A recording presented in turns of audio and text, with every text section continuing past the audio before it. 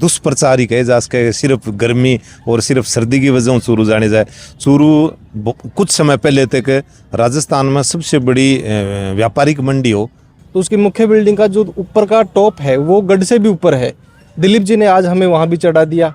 जो ये कह रहे थे कि या तो कलेक्टर साहब चढ़े थे एक बार या हम आज चढ़े हैं। जिस कक्ष में स्वामी गोपाल दास जी चूरू को चलाते थे उसमें लाइट नहीं थी। आप मंडावे की चर्चा करा, बाऊ भी श्रेष्ठ हवेलियां अपने चूरू में हेरिटेज शहर के इसको थे। गांधी जी ने जो उद्देश्य अपनाया उससे पहले स्वामी जी उन उद्देश्यों पे काम शुरू कर चुके थे 1907 में। रोंगटे खड़े होते हैं मेरे तो कि कोई व्यक्ति इतना काम कैसे कर सकता है। जिससे स्वामी गोपाल दास जी पानी पीते, जिसमें बैठ करके वो टिकट के सामने इस गद्दी पे बैठ करके वो चूरू की जनता के निर्णय करते थे। शेखावाटी में अगर ढूंढ रहे हो बेस्ट यूनिवर्सिटी तो एक ही नाम, JGT यूनिवर्सिटी, जहां मिलते हैं 100+ कोर्सेज, मॉडर्न कैंपस और स्ट्रॉन्ग प्लेसमेंट सपोर्ट, हजारों स्टूडेंट्स का भरोसा। अब आपकी बारी, आज ही एडमिशन ले JGT यूनिवर्सिटी के साथ और बनाए अपना सपना सच। फिलहाल जिका लोग ही चूरू का जिका स्वामी गोपाल दास जी होया, जिका चूरू ने एक नयो पथ प्रदर्शन दिखायो। बतायो जाए कि स्वामी गोपाल दास जी सन 1930 के महीने चूरू का धर्म स्तूप, जिका ने लोग आम भाषा के महीने लाल तोड़ो घंटाघर भी बोले है, बठे अंग्रेजा की गुलामी के दौरान ही तिरंगो ध्वज जो है फैला दियो हो। भाई स्वामी गोपाल दास जी चूरू के महीने सर्वहितकारिणी नाम की एक सभा को गठन करियो।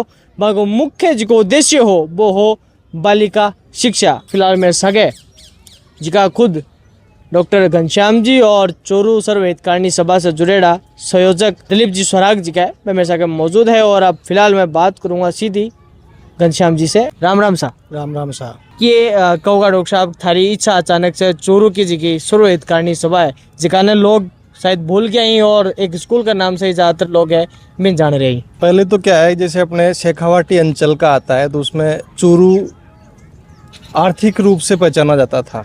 लेकिन अगर पारिस्थितिकी रूप से देखें, भौगोलिक रूप से देखें तो ये एक रेतीला बंजर ज़मीन हुआ करती थी। दूसरे परिप्रेक्ष्य से राजनीतिक दृष्टिकोण से देखें तो जैसे गंगा सिंह जी का शासन था, उस समय आम जनता की आवाज़ जो थी वो कहीं ना कहीं थोड़ी सी दबाई जाती थी। तीसरी तरफ ईस्ट इंडिया कंपनी का अगर रुख करें तो उसका भी दबाव था। ऐसे परिप्रेक्ष्य में एक जनसाधारण की बात आवाज़ उठाना, जनसाधारण के लिए चिकित्सा व्यवस्था, शिक्षा के लिए कबीर पाठशाला, आपके पुत्री पाठशाला है, इंद्रमणि पार्क, सार्वजनिक रूप से गौशालाएँ, चरागाह भूमियाँ, इतने योगदान है कि अपन गिनाते गिनाते थक जाएं। तो ऐसे व्यक्तित्व को, जैसे प्रजामंडल आंदोलन के बारे में काफ़ी कुछ लिखा भी गया है और उसके बारे में काफ़ी कुछ लेखकों ने किया भी है। लेकिन कहीं ना कहीं एक ऐसे युग पुरुष जो देखा जाए तो गांधी आंदोलन से पहले हुए और उन्होंने 1907 में, आज़ादी 47 में मिली, लेकिन 1907 में ऐसे काम कर गए कि वो आज भी अपने को अकल्पनीय लगते हैं। जैसे आज अपन ने कोरोना के बाद में, कोविड में, जो लॉकडाउन के बाद में जो महामारियों का दंश देखा, गोपाल दास जी जब थे उस समय प्लेग बहुत भयंकर महामारी के रूप में चूरू में आई। वो अकेले व्यक्तित्व थे जो न केवल अपने दम पे बल्कि एक वन मैन आर्मी की तरह उन्होंने न केवल चूरू को बल्कि आसपास के जो मंडावा, डूंडलोद ठिकाने थे, यहाँ के लोगों को भी उन्होंने अपनी औषधियों से, उनकी देखभाल से, उनके परिवारों से, इवन देन जैसे मैंने इसमें टॉपिक में मेरे शोध निदेशक डॉक्टर कुलवंत सिंह शेखावत जी राजस्थान विश्वविद्यालय में असिस्टेंट प्रोफेसर हैं, उनके मार्गदर्शन से उन्होंने मुझे ये टॉपिक सजेस्ट किया। फिर मैंने इस पर बीकानेर अभिलेखागार जो अपने आर्काइव्स राजस्थान सरकार का, उसमें देखा तो उसमें मैंने पढ़ने के बाद में ये टॉपिक मुझे बहुत शानदार लगा। और कहीं टॉपिक से ज़्यादा मुझे स्वामी गोपाल दास जी जो थे उन्होंने प्रभावित किया, उनके कामों ने प्रभावित किया। तो उसके बाद में मेरा अंदर से भाव जगा और फिर मैंने ये इस टॉपिक पे काम किया। फिर इसी कड़ी में मुझे दिलीप जी सरावक जो अपने सर्वहितकारिणी सभा जो उस समय स्थापित की गई 1907 में, उनके संयोजक हैं, इनसे मेरी निरंतर बात हुई। मैंने इनसे पहली बार मुलाकात हुई है आज, लेकिन जितना इनके बारे में सुना था उससे कहीं अधिक इनका व्यक्तित्व है। और इन्होंने प्रकाशन वगैरह तो नहीं है, लेकिन स्वामी गोपाल दास जी और चूरू सर्वहितकारिणी सभा पे वो काम किया है जो अपन देखा जाए तो एक तरह से जो पहले आपके प्रजामंडल आंदोलन हुए, उन प्रजामंडल आंदोलनों में जो काम हुआ है, उन्होंने जो लिखा गया है, उसके बराबर समकक्ष अपन इनको रख सकते हैं। थे जब चर्चा आपा करी तो थे नाम लियो डॉक्टर कुलवंत सिंह जी को। मैं थाने सजेस्ट करियो कि स्वामी गोपाल दास जी जान का जगह अद्भुत प्रतिभावान व्यक्ति हा, व्यक्तित्व का धनी हा, चूरू में जन्मे हा, बागों पर थे रिसर्च करियो तो थे बन पूछो कोने कि सर राजस्थान जी को है तो बहुत सारा दुर्ग भी है, बहुत सारा और भी जी की चीज़ें है, लेकिन स्वामी गोपाल दास जी ने ही डॉक्टर जी का कुलवंत जी है बथन क्यों विशेष जी को ध्यान देना खातर करो? उसका मेन कारण ये था कि वो अपने जैसे रामगढ़ है, आपके फतेहपुर से रामगढ़ की यहाँ आसपास उनका गांव है, तो वो छोटे थे बचपन में, तब से वो स्वामी गोपाल दास जी के बारे में पढ़ते और सुनते आए हैं। उनके व्यक्तित्व से कहीं ना कहीं प्रभावित थे। वो खुद इस टॉपिक पर अपना रिसर्च करना चाहते थे, लेकिन फिर वो जैसे कई जिम्मेदारी, असिस्टेंट प्रोफेसर हो गए, कई जिम्मेदारियों के कारण उसको नहीं कर पाए। तो वो कहीं ना कहीं उनके मन की इच्छा थी, और मैं उनके जीवन का पहला स्कॉलर था उनका। तो जैसे अपना 2 बच्चे होते हैं, उनमें पहला बेटा होता है वो कहीं ना कहीं दादा दादी का प्रिय होता है, तो मैं पहला स्कॉलर था उस बिहाफ पे। उन्होंने मुझे अपना टॉपिक्स दे दिया एक तरह से, इस पे उन्होंने काम भी किया था, लेकिन वो पूरा नहीं कर पाए। और वो यहाँ के लोगों से, सर्वहितकारिणी सभा से और गोपाल दास से बहुत प्रभावित थे। ये मेरा मेन कारण रहा ये टॉपिक लेने का। जानना चाहूँगा कि आज क्योंकि थे मन पता चले को सुबह से ही चूरू के महीने विभिन्न जगह है भ्रमण कर रहे हो, तो के जाने हो चूरू के महीने और चूरू को जो कोई इतिहास है, सिर्फ अभी तो थे सिर्फ हमारी गोपाल दास जी के बारे में ही जान रहे हो सर्वहित कहानी, बाकी चूरू के महीने थाने के भौगोलिक विभिन्नता और के थाने की खूबसूरती लगी? देखो, इसमें दिलीप जी का मैं बहुत बहुत आभारी हूँ। सुबह 10 बजे मैं चूरू पहुँच गया, तब से लेकर वह अब तक ना मैंने तो मेरा तो पर्पज़ था, पर मेरे साथ साथ इन्होंने भी 1 मिनट का आराम नहीं लिया। चूरू की जो सर्वहितकारिणी सभा है, उस सभा के अंदर हम दोनों ने लगभग 5 घंटे कई रिकॉर्ड खंगाले जो धूल मिट्टी के कारण दबे पड़े थे, उनको ढूंढा, निकाला। कुछ जो हमें ज़रूरी दस्तावेज़ थे वो लिए हमने, उसकी सॉफ्ट कॉपी, स्कैन कॉपी ली। फिर हम नगरश्री गए, नगरश्री से कुछ प्रकाश जी जैसे 1972 से 87 15-20 साल की कई सारी पत्रिकाएं थी, उन पत्रिकाओं में जो इनसे जुड़ी हुई दस्तावेज थे वो हमने ली। कुछ बुक्स जो थी वहाँ अवेलेबल वो हमने ली। इनके अलावा दिलीप जी ने हमें पुत्री पाठशाला, कबीर पाठशाला, नगरश्री, सर्वहितकारिणी सभा की जो मुख्य बिल्डिंग है, मुख्य बिल्डिंग जो बगल में आपके देख सकते हैं गढ़ के बराबर में है, तो उसकी मुख्य बिल्डिंग का जो ऊपर का टॉप है वो गढ़ से भी ऊपर है। दिलीप जी ने आज हमें वहाँ भी चढ़ा दिया। जो ये कह रहे थे कि या तो कलेक्टर साहब चढ़े थे एक बार या हम आज चढ़े हैं। दूसरा उनके जो योगदानों में था ये इंद्रमणि पार्क, जहाँ हम प्रेजेंट में खड़े हैं।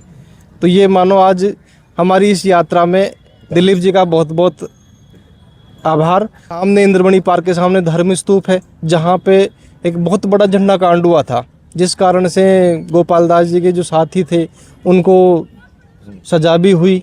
और उसके बाद में ये बहुत बड़ा रियासतों की उससे देखा जाए बिहार पे तो बहुत बड़ा कांड था। तो वो बहुत सारी चीज़ें थी। चूरू में हमने सांस्कृतिक भी देखे, कई लोग भी देखे, कई लोगों से मिलाया दिलीप जी ने आज हमें, तो बहुत अच्छा अनुभव हो रहा है। क्या होगा दिलीप जी, आज जिका घनश्याम जी है वह जयपुर चाला रहे हैं और चूरू के जी गूंज है।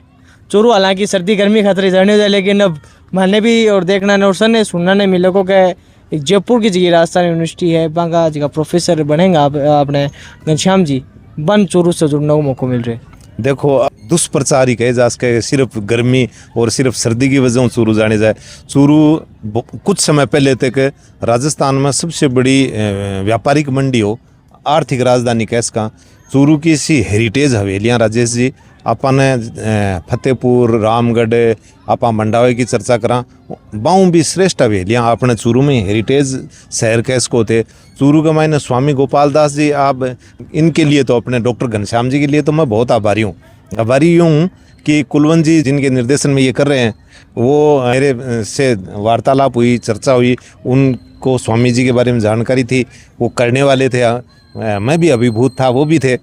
फिर वो प्रोफेसर बन गए, तो उन्होंने ये प्रोमिस किया कि हम इस पे काम जरूर करेंगे दिलीप जी। तो ये सौभाग्य से ऐसा व्यक्तित्व मिल गया और शायद उन्होंने चुना ही ऐसा व्यक्ति कि जो पूर्ण न्याय करेगा।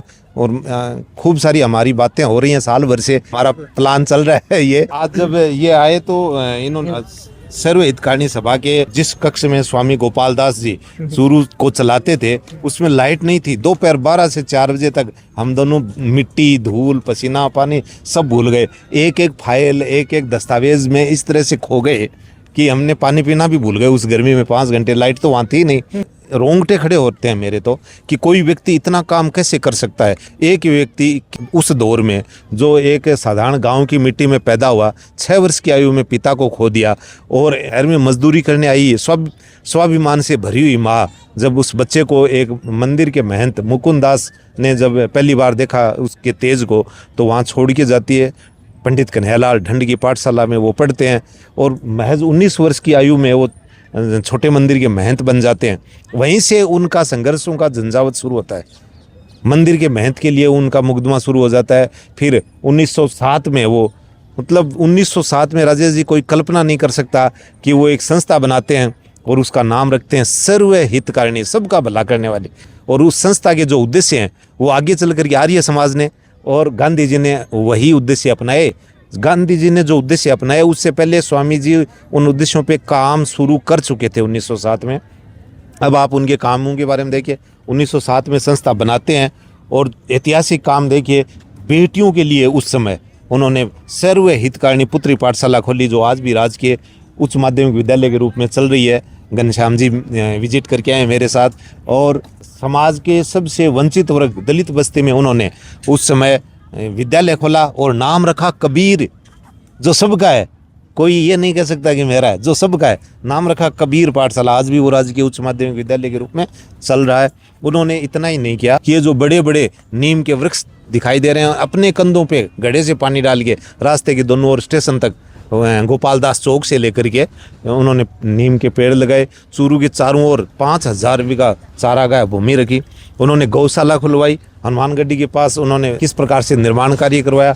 बिरला परिवार के द्वारा उन्होंने सफ़ेद घंटाघर बनवाया जो हमें अभी विजिट करके आए। उन्होंने ये धर्मस्तूप बनवाया जो भी बिरला परिवार के द्वारा, जहाँ हम अभी वार्तालाप कर रहे हैं। ये बिरलाओं की बेटी थी इंद्रमणि, उनकी स्मृति में बिरला परिवार के द्वारा ही इंद्रमणि पार्क उन्होंने बनवाया। हमने फोटोएं देखी हैं किस प्रकार से स्वामी जी अपने साथियों के साथ मिट्टी, फावड़े और कस्सियों से लेकर के इसको समतल करते हैं टिल्लों को। तब ये इंद्रमणि पार्क 1930 के आसपास बना।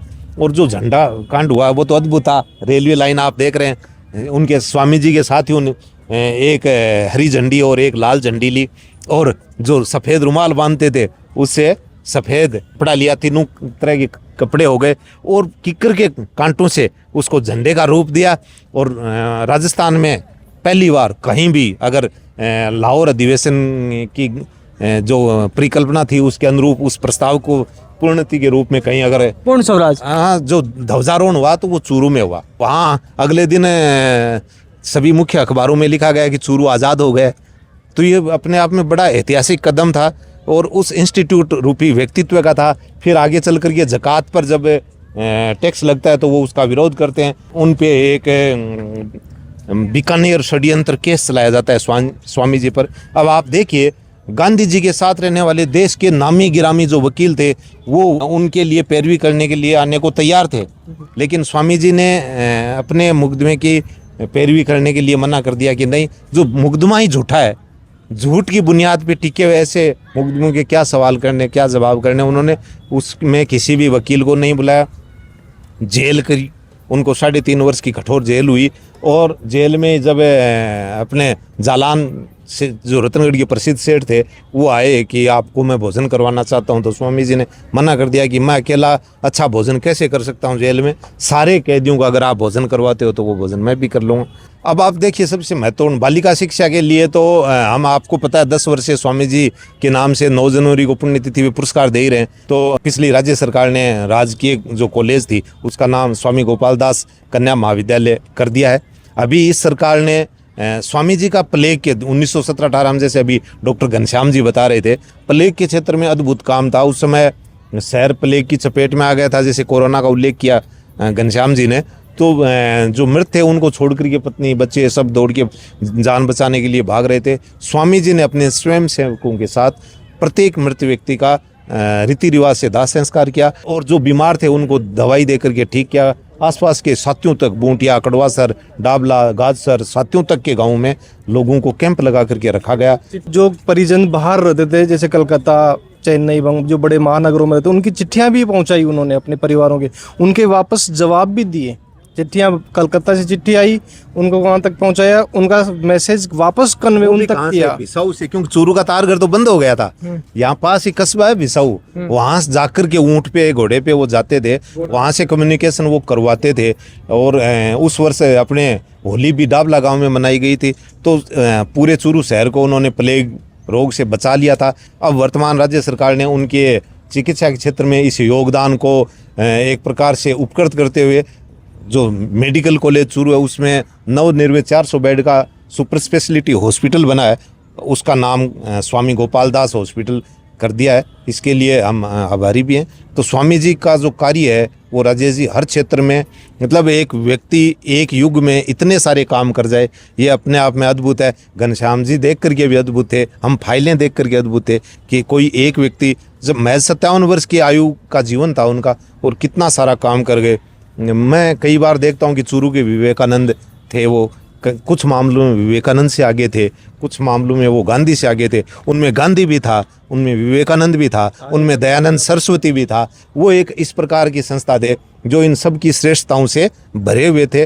और वो चूरू की आत्मा कह सकते हैं हम उनको, चूरू की नींव की ईंट कह सकते हैं। घनश्याम जी इतना शानदार रिसर्च कर रहे हैं, पिछले 1-1.5 वर्ष से कंटिन्यू हम टच में हैं।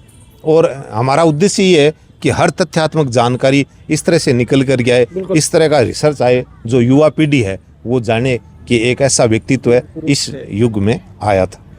तो एक अंतिम जो सवाल है सर्व मेरे से वो है कि अगर आज परिकल्पना करा कि स्वामी गोपाल दास जी तो के तरीका से बनते आज वर्तमान युग में जो है बन देते हैं। देखो आज के युग में अगर आप परिकल्पना करा तो बन आप एक आज को युग और वो दोनों का मायने समान ही है। वो मतलब अद्वितीय समाज सुधारक थे, मतलब स्वामी गोपाल दास जी अद्वितीय समाज सुधारक उस युग में भी थे। और जो कठिनाइयाँ उनके सामने उस युग में आई, आज भी अगर कोई इस प्रकार का काम करेगा ईमानदारी से तो वो सारी कठिनाइयाँ आज भी आएंगी। जब वो मंदिर के महंत बने तो उन पर मुकदमा, जबकि मंदिर के जो पुजारी थे महंत मुकुंद दास जी उन्होंने बनाया था, लेकिन फिर भी उनको मुकदमा झेलना पड़ा। जब वो चारों ओर इतने अच्छे कार्य कर रहे थे तो जो लोग उनके साथ थे वो भी कहीं न कहीं त्रिस्तरीय गुलामी थी, क्षेत्रीय थी, बीकानेर राजा की थी, फिर ऊपर से अंग्रेज़ों की थी। और जो काम वो जनहित के लिए काम कर रहे थे उनमें जब उनको जेल हो गई और जब सरकार का दबाव पड़ा तो सारे के सारे लोग खिसक लिए। स्वामी जी जेल से आने के बाद में उनका मन एक प्रकार से चूरू के लिए जो ये काम किया, उसके बाद में उनको बहुत बुरा भी लगा कि मैंने इतना कुछ किया और लोग इस तरह से परिवर्तित हो गए।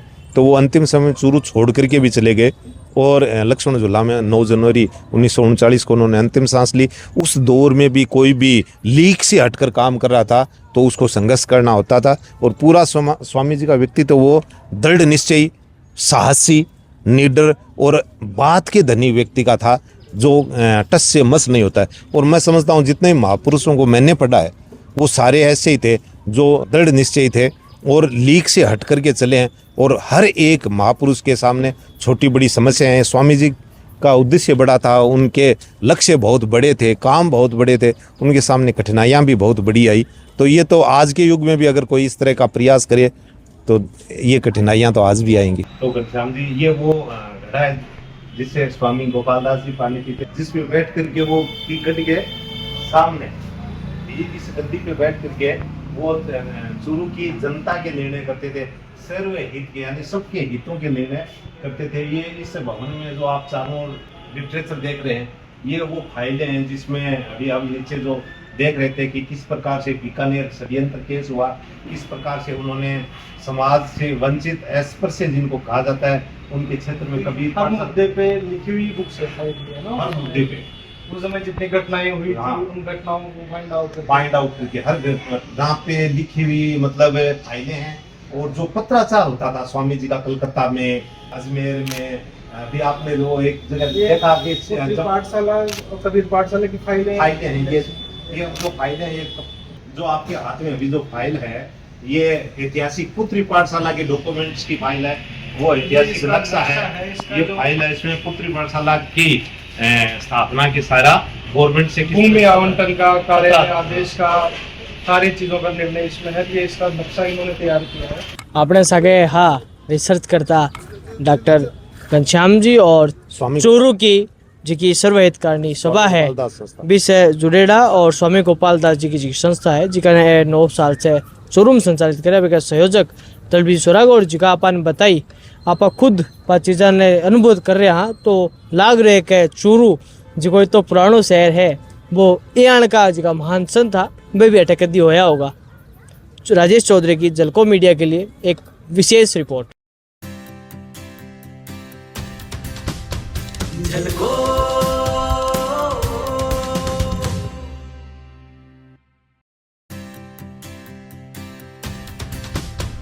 झलको